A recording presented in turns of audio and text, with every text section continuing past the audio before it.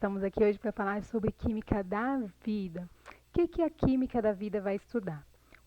A química da vida ela vai estudar os compostos químicos presentes na célula. Lembra que na semana passada a gente falou sobre as organelas e as funções dessas organelas?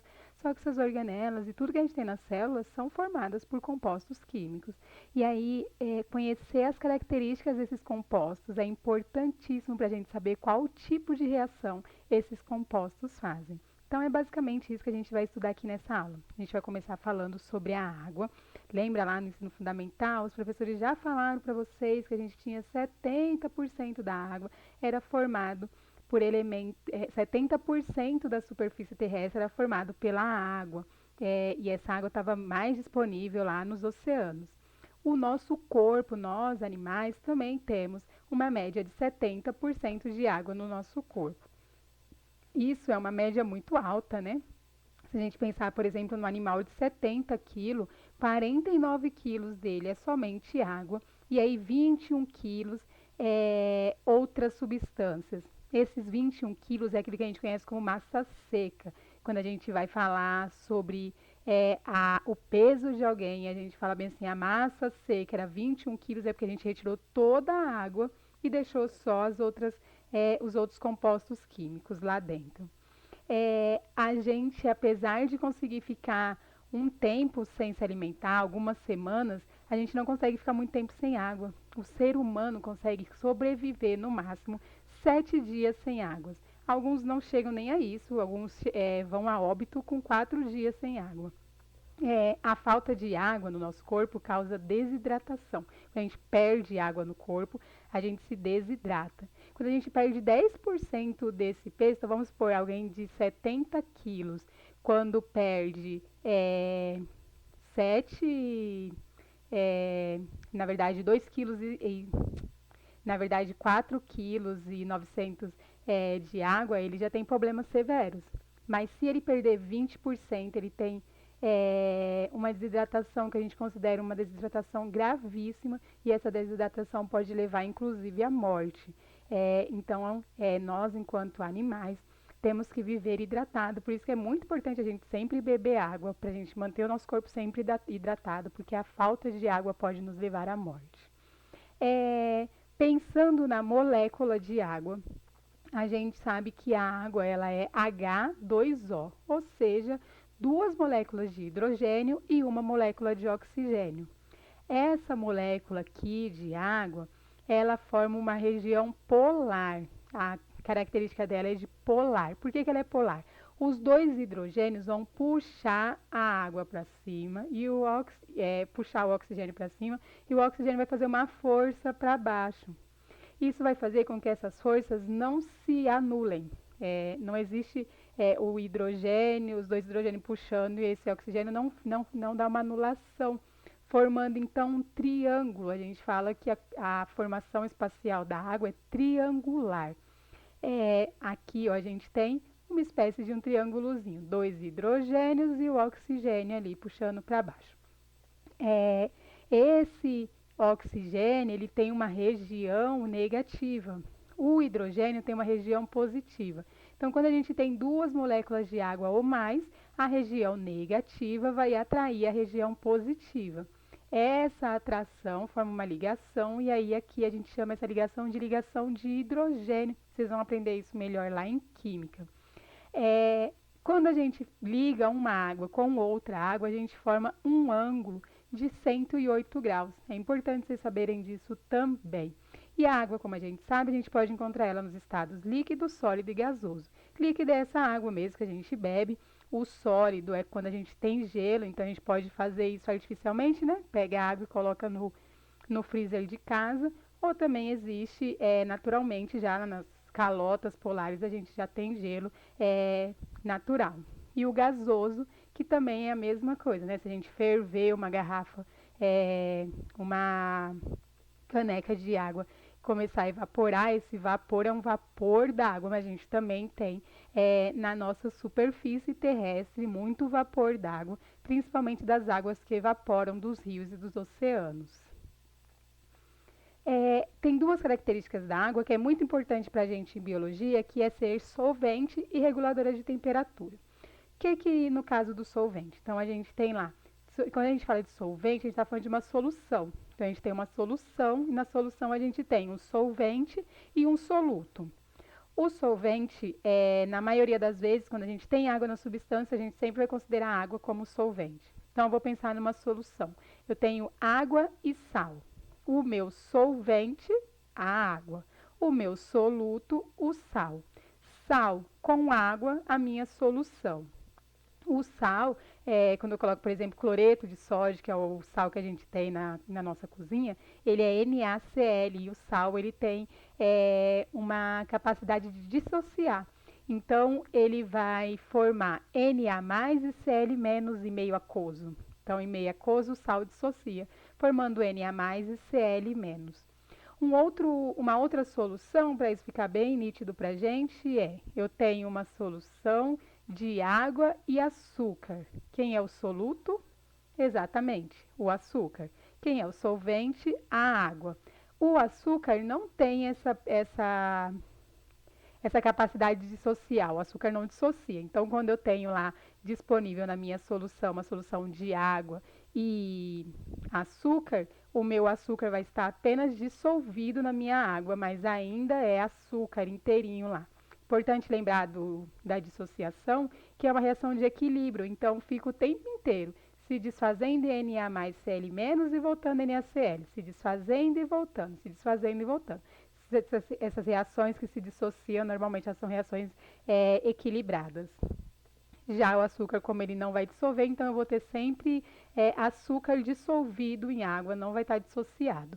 Se eu colocar muita água ou muito açúcar, eu vou ver no fundo essa água e esse açúcar lá, né? Eles vão formar um corpo lá de fundo. Esse corpo de fundo a gente chama de precipitado.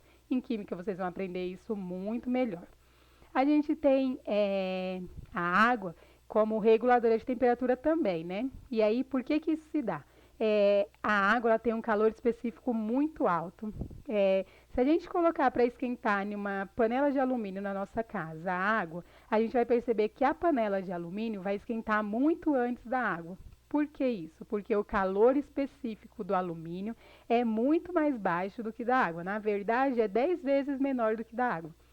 Calor específico é a energia que a gente precisa para elevar em 1 grau Celsius 1 grama daquela substância que a gente está falando.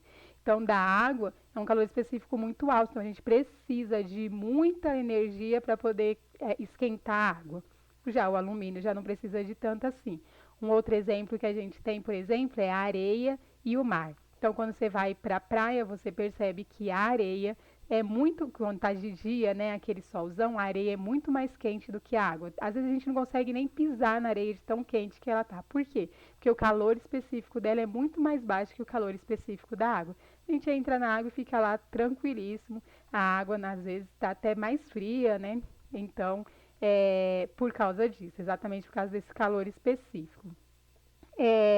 E aí, por que é importante para a gente esse calor específico aqui em biologia? Vocês vão aprender sobre calor específico de várias substâncias em química.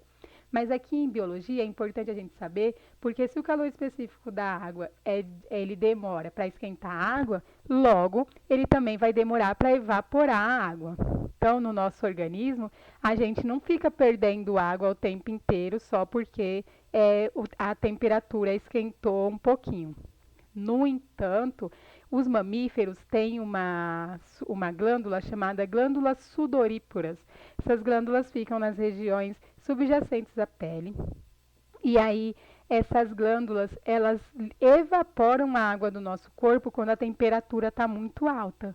Então, quando a temperatura está muito alta, a gente recebe informações para essas glândulas liberarem água. Essas glândulas liberam água, essa água que fica exposta aqui no nosso corpo, que é o nosso suor, essa água ela vai resfriar o sangue que passa mais superficialmente, e aí esse sangue vai passar por todo o corpo, entrar em contato com outro sangue, vai ajudar a refrigerar nosso corpo. A gente vai ficar com uma sensação de mais frescor, porque a gente diminuiu um pouquinho a temperatura da água. Não são nada de reduções absurdas, mas é uma redução que faz com que a gente se sinta mais aliviado. Algumas pessoas têm problemas das glândulas sudoríparas e aí algumas pessoas precisam operar porque elas liberam muito suor, mesmo quando você não tem uma alta temperatura. O suor tem um cheiro muito característico, normalmente não é um cheiro que a gente está muito habituado e aí a gente acaba estranhando, mas é um cheiro tipo, não é porque, por exemplo, a pessoa é porca, é porque na maioria das vezes ela tem alguns problemas nessas glândulas, e aí ela vai passar no médico, o médico vai receitar alguns remédios, e se não resolver, a pessoa vai ter que passar, inclusive, por uma cirurgia para conseguir equilibrar a evaporação da água por essas glândulas sudoríparas. O outro composto que a gente tem são os sais minerais. Como que a gente pode encontrar os sais minerais no nosso corpo? Então, os sais minerais eles podem estar dissolvidos na forma de íons na água do nosso corpo. Então, lembra que eu falei para vocês que a gente tem NaCl? Então, esse cloreto, esse sódio, ele pode estar lá dissolvido na água do nosso corpo. Ele pode ainda formar cristais. É importante a gente saber que os cristais eles estão presentes no nosso corpo, cristais de carbonatos, de fosfatos. Então, por exemplo, fosfato de cálcio é o sal mineral que a gente encontra lá no nosso esqueleto, lá nos nossos ossos, e estruturando o nosso esqueleto. No entanto, se a gente tiver muitos cristais de carbonato de fosfato, isso pode se acumular no nosso rim, fazendo com que a gente tenha o que a gente chama, algumas pessoas conhecem como pedra no rim. Pedra no rim pode ser por causa de cristais em excesso neles. A gente pode ainda combinar isso com moléculas orgânicas. Então, por exemplo, o ferro é um sal mineral. E aí o ferro está presente no nosso sangue. A hemoglobina do nosso sangue ela tem a junção de ferro com outras coisas, formando a nossa hemoglobina. A gente tem esses sais minerais, a gente absorve esses sais minerais através da nossa alimentação. E aí, sempre que a gente procura sobre sais minerais, a gente encontra muitos sais minerais. A gente sempre encontra muita informação onde a gente encontra isso em produtos de origem animal. Isso não é um problema, mas algumas pessoas têm dieta restritiva à alimentação animal. Não se alimenta de coisas que vêm de animais. Então, a gente tem dois tipos de dietas, né? Normalmente os mais conhecidos. A gente tem mais tipos de dietas, mas os mais conhecidos é a vegetariana, que é aquele que não consome nenhum tipo de carne, inclusive nem peixe. Ah, tem gente que fala bem assim, eu sou vegetariano, eu como peixe. Não, você não é vegetariano. Vegetariano não come nada de origem animal. E aí a gente não come carne de origem animal. Ele ainda vegetarianos comem ovo, comem queijo, tem alguns que bebem até leite, mas não comem a carne do animal. Os veganos os que não se alimentam de nada de origem animal. E além de não se alimentar de nada de origem animal, não faz uso de nenhum produto que tenha derivados animais. Então, por exemplo, escova de dente, tênis, roupa, nada disso dessas pessoas podem ter origem animal. Essa é uma dieta muito conhecida aqui no Ocidente, que é essa dieta vegana. E aí eu trouxe para vocês algumas informações, principalmente para quem tem uma dieta que não é carnívora, que não se alimenta de carne, para a gente poder substituir isso aqui é onde a gente só fala de produtos de origem animal. Então, o fósforo, por exemplo, aqui, a única opção que ele dá para encontrar fósforo é na carne e no leite. No entanto, a gente consegue fósforo também em cereais. O trigo é um cereal mais fácil da gente ter acesso, e aí o trigo, ele tem fósforo. Ah, professor, eu não tenho trigo. Tem. Quando você come um pão, por exemplo, o pão é feito de farinha de trigo. Quando você come macarrão, o macarrão é feito de farinha de trigo. Então, se a farinha é de trigo, é porque veio do trigo e o trigo tem fósforo. No entanto, quando a gente se alimenta com esses alimentos muito processados, a quantidade que a gente vai encontrar lá é muito menor. Então, aquela farinha branca que a gente encontra, ela é muito mais, a quantidade de fósforo ali vai estar muito menor. No entanto, quando a gente se alimenta, se a gente comer um pão integral, um macarrão integral, a farinha que foi feita daquele trigo entrou em menos processos e aí ela tem uma quantidade um pouco maior de fósforo. Aqui a gente tem o zinco também, né? Ele só dá exemplos de alimentação de origem animal, fígado, ovo, peixe, mas a gente encontra zinco no feijão, no grão de bico, amendoim, nas ervilhas, então tudo isso também tem a presença de zinco. Flúor, que ele aqui só dá pra gente como exemplo o peixe, mas a gente pode encontrar flúor em um monte de vegetais. Aqui eu trouxe como exemplo para vocês a beterraba, a couve, o tomate, mas existe uma infinidade de alimentos de origem animal que tem a presença de flúor. O iodo, sal, gente, a maioria dos sals que a gente usa são sals iodados e lá tem iodo, então é uma parte onde a gente pode buscar esse iodo. O selênio ele é encontrado em castanha do Pará, tem selênio, semente de girassol, arroz, apesar desse arroz branco que a gente come também ser um arroz extremamente processado, mas ele tem presença de selênio também.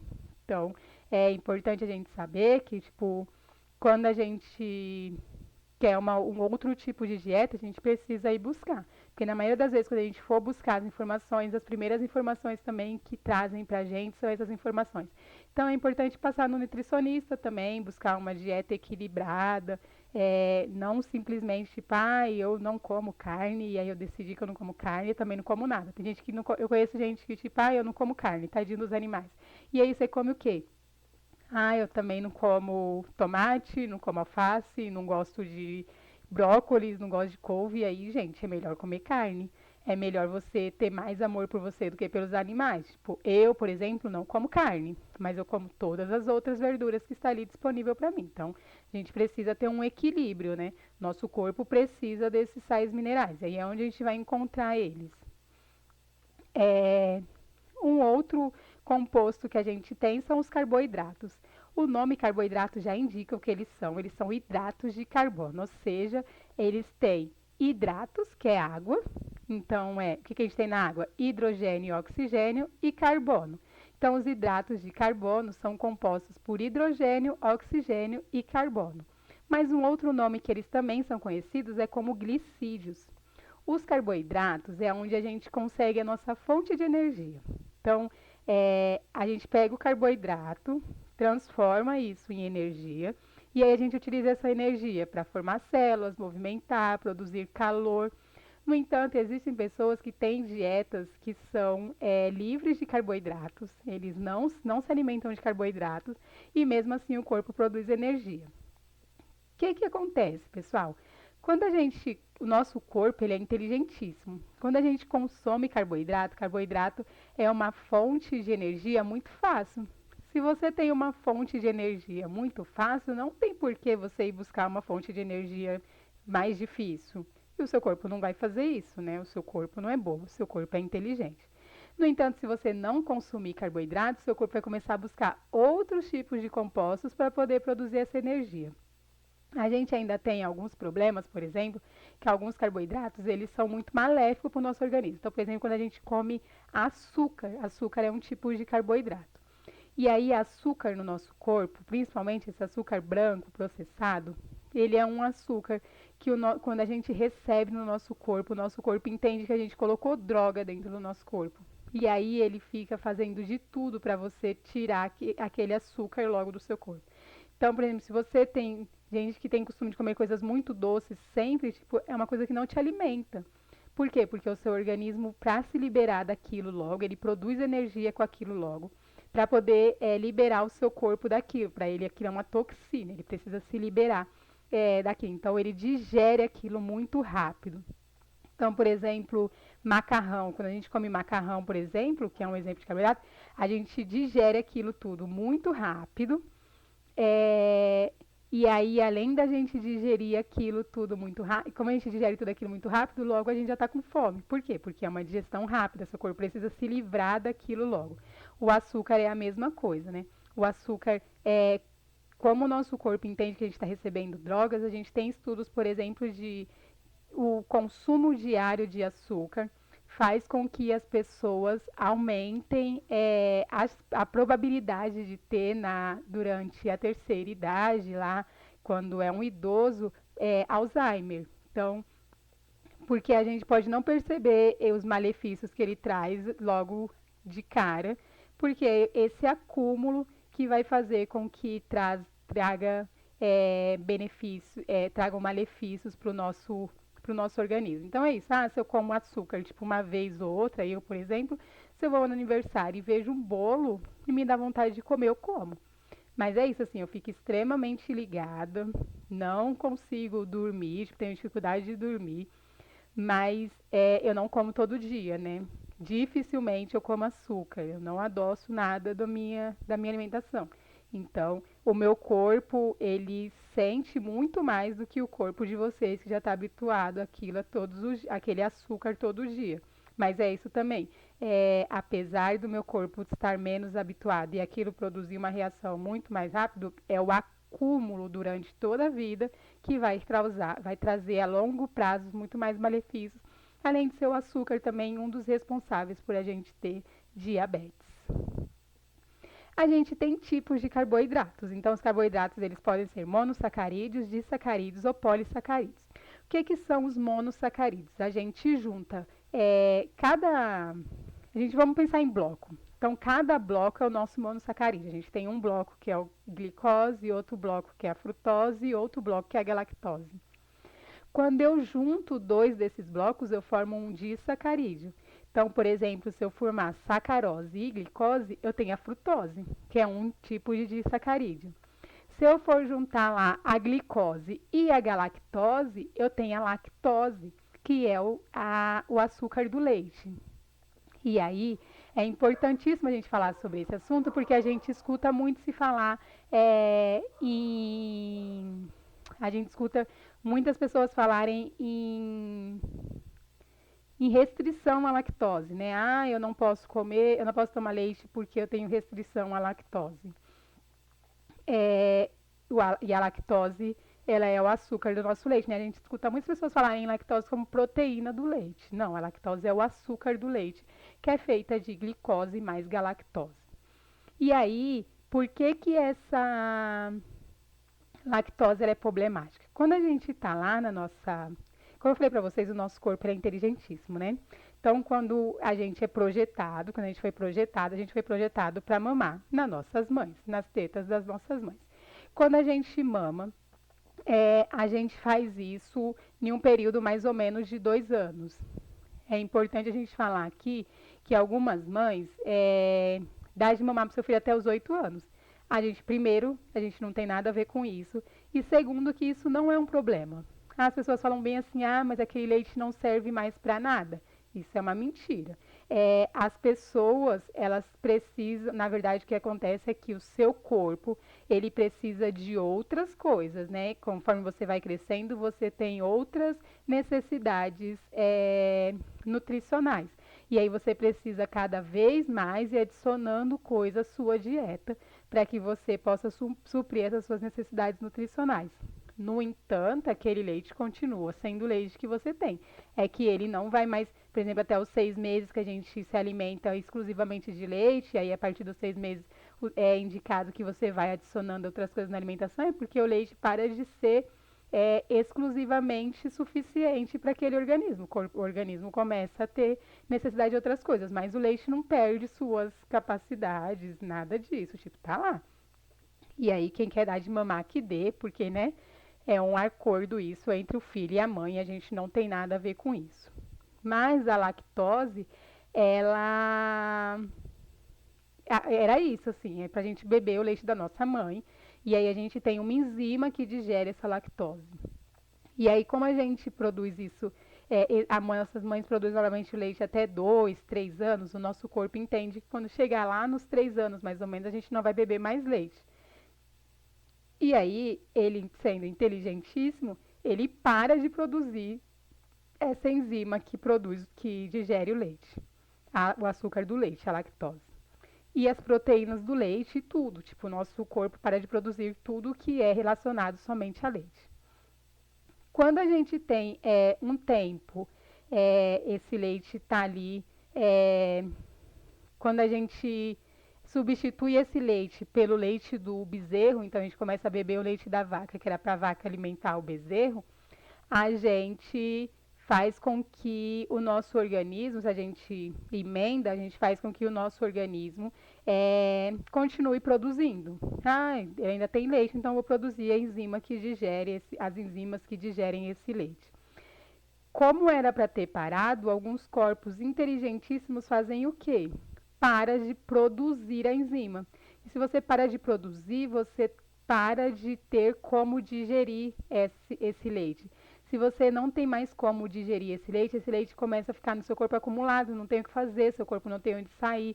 E aí, na maioria das vezes, as pessoas começam a ter vômito, diarreia. De princípio, as primeiras reações são essas. Depois, elas começam a apresentar uma reação alérgica, que é uma coisa muito mais forte, muito mais. As alergias, né, elas podem levar a choque anafilático, e o choque anafilático ele pode levar à morte, então é muito mais severo, mas é uma forma do seu corpo falar, se você continuar colocando isso aqui, a gente vai ter que apagar, né, porque a gente não sabe o que fazer, a gente não tem mais o que fazer com isso, e aí isso daqui está te fazendo mal e você não quer parar. Então, é por isso que as pessoas têm restrições à lactose ou algumas enzimas, algumas proteínas do leite. Os polissacarídeos é como se a gente estivesse formando uma parede. Então, por exemplo, a celulose é uma parede de glicose. Então, eu pego vários bloquinhos de glicose e formo a celulose. Mas eu posso formar parede de glicose com frutose, glicose com galactose, frutose com galactose, glicose, frutose, galactose. Então, a minha parede que eu vou formar, esse meu muro que eu vou formar, ele vai depender muito do que eu vou usar. E aí, dependendo dos bloquinhos que eu usar, vai me dar os meus polissacarídeos. Um outro exemplo que eu coloquei aqui para vocês é o amido, que é a reserva energética dos vegetais. A gente tem também os lipídios, e aí o que são os lipídios? Os lipídios eles servem como reserva energética, então quando você tem gordurinhas no seu corpo e aí você fica um tempo sem se alimentar, o seu corpo começa a utilizar essa gordurinha como meio de energia, ótimo. Os lipídios, os lipídios, o que são lipídios? Lipídios de forma grosseira é gordura. Ele diminui os impactos mecânicos, então, por exemplo, se eu bato uma região que tem pouca gordura e uma região que tem mais gordura, a região que tem pouca gordura vai ser muito mais agredida do que a região que tem mais gordura. Então, vai doer muito menos na região que tem pouca gordura. Isolante térmico. Essa gordura no nosso corpo ela serve como isolante térmico também. O que isso quer dizer? Que a gente sente pouco, pessoas que têm gorduras no corpo sentem pouco frio, porque aquela gordurinha esquenta as pessoas. Olha que delícia, eu não sei o que é isso. Sinto inveja, inclusive. E os lipídios, eles também podem estar ligados à formação da nossa membrana celular. Lembra na semana passada que a gente falou dos fosfolipídios? Então, ele está lá compondo a nossa membrana celular. Ele pode estar presente nos hormônios. A gente vai falar isso lá no segundo ano, quando a gente falar Oh, Deus! Quando a gente falar dos nossos sistemas, a gente vai falar do sistema endócrino e vai falar dos hormônios. E também as vitaminas, algumas vitaminas têm lipídios na sua composição. E aí a gente tem tipos de lipídios. Os glicerídeos, que em química normalmente vocês vão chamar isso de acilglicerídeos, e aí eles são encontrados na nossa alimentação. Então, quando a gente se alimenta de óleos, gorduras, a gente está consumindo esses glicerídeos.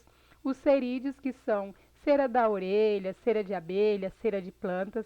É importante a gente saber que essa cera da nossa orelha está ali para proteção, então ela impede a entrada de micro-organismos. Impedindo a entrada desses micro-organismos, a gente tem uma maior proteção. Então, não é para ficar cutucando e nem tirar toda a cera da orelha, a gente tira só a cera mais superficial mesmo. Cera de abelha, algumas pessoas utilizam em cosméticos, mas as abelhas também utilizam essa cera para elas. E cera das plantas. E aí isso vai depender muito do lugar que você está, né? Um uso muito regional. E quanto mais você tem é, essa cera, enquanto ali presente naquela região, mais se usa. Então, por exemplo, cera de carnaúba. A gente tem muita planta carnaúba no norte do país. Então, lá as pessoas vão usar muito mais cera de carnaúba do que a gente aqui no sudeste, que nem planta tem mais, né? Outro tipo de lipídio é os fosfolipídios, que é o que a gente tem lá presente na nossa membrana plasmática, e os esteroides. Os esteroides podem ser os hormônios sexuais, então estrógeno, progesterona e todos os nossos hormônios sexuais são esteroides, são lipídios do tipo esteroides, e o colesterol também. Lembra que eu falei para vocês na aula de proteína que a gente tinha lá na membrana plasmática, a gente podia ter a presença de colesterol? A gente tem dois colesteróis no nosso organismo. O HDL, que é o High Density Lipoprotein, que é o de alta densidade. E o LDL, que é o Low Density Lipoprotein, que é o lipídio de baixa, o colesterol de baixa densidade. O HDL é o que a gente conhece como colesterol bom e o LDL é o que a gente conhece como colesterol ruim. Por quê? O LDL, sendo de baixa densidade, ele tem mais propensão de acumular. Então, ele acumula nos vasos e aí, quando ele acumula nesses vasos, ele pode causar um entupimento desses vasos, causando doenças cardiovasculares. Isso é nutrição. Se alimentar de alimentos de origem animal faz com que são sem gorduras saturadas, onde a gente tem um aumento de LDL. Tem muito LDL nessa alimentação. Então, é muito importante mesmo para quem tem uma dieta carnívora, sempre se revistar, né? Se olhar, para não fazer nenhum excesso de consumo de carne, para também isso não atrapalhar a sua vida, a sua saúde. A gente tem um processo que é importante a gente falar aqui logo, que é de hidrogenação. O que é a hidrogenação? A gente pega os óleos líquidos e vai adicionando hidrogênio. Esse monte de hidrogênio que a gente adiciona muda a conformação da célula e a conformação da molécula. E quando a gente muda a conformação dessa molécula, ele fica bem bonito, ele passa para o estado líquido, então para o estado sólido.